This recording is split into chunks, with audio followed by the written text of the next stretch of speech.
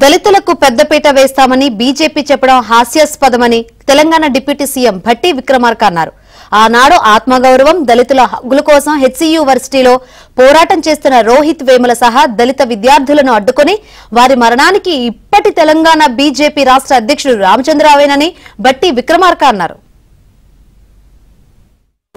బతకటానికి కావలసినటువంటి హక్కుల గురించి పోరాటం చేస్తూ ఆ యూనివర్సిటీ అధికారులకి విజ్ఞాపనలు ఇస్తున్నటువంటి సందర్భంలో వాళ్ళని అడ్డుకొని ఏబీఈపీ ఆధ్వర్యంలో సుశీల్ కుమార్ అనేటువంటి ఆ యూనిట్ అధ్యక్షుడిగా ఉన్నటువంటి